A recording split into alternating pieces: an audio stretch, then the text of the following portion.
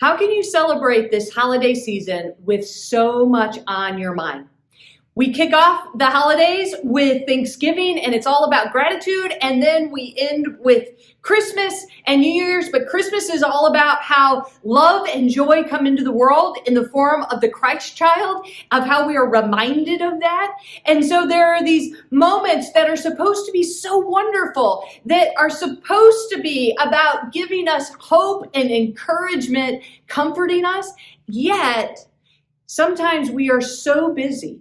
Sometimes it can feel overwhelming, or there are disappointments, or we've got expectations that are not being met, or maybe we struggle with grief during this time, that there's so much going on in our heads that it's hard to cut through it. It's hard to get a little bit of focus and feel any type of peace, feel that love, feel that joy. And I am reminded by a friend recently who underwent surgery.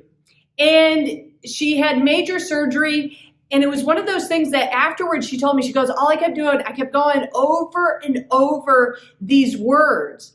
And I was like, okay, I wanted to know what had given her peace in a really stressful kind of situation. And it comes out of Isaiah 43. There's this verse that says, don't fear, for I have redeemed you. I have called you by name. You are mine. Those are the words that she held on to as she was going through something major. And I think about that right now during this holiday season of going, man, I've got so much on my mind. And to be able to go over and say, don't fear, for I have redeemed you. I have called you by name. You are mine. Don't fear, for I have redeemed you. Now, that word redeemed, either it sounds too religious, or we use redeemed when we're doing some online shopping and we want to redeem the coupon and get a little bit of off of the amount of the purchase. And so to think about that, all right, how are we being redeemed? And it's important to hear how Merriam-Webster actually makes the definition, what it says about the definition of redeemed: to free from what distresses or harms, to change for the better, to offset the bad effect of, to make worthwhile.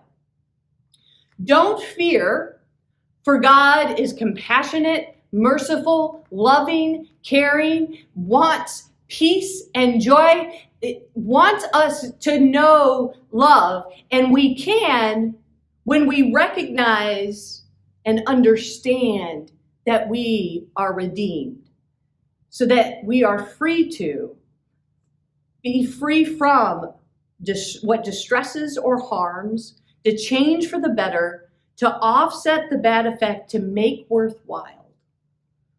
Something powerful to hold on to. And then the second part of that verse, I have called you by name, you are mine. We are known by God. We are claimed, we are held, we are told we are worthy as a child of God. When we don't think we're measuring up, when we feel like we are the disappointment, when we feel like, you know what, I'm not living up to my own expectations, to remind ourselves that we have been called and that we are God's. A God of love, a God of grace, a God of mercy, a God of forgiveness.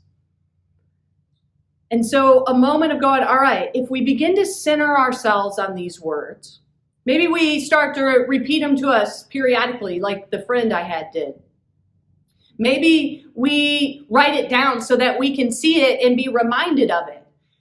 But what helps us? Will these words help to center ourselves on what's really important, that helps us get that moment of pause that we need in this season when it's all swirling, when we've got too much on our minds?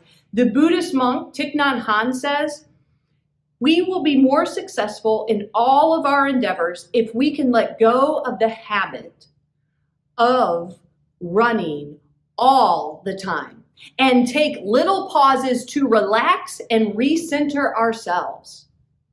And we'll have a lot more joy in living.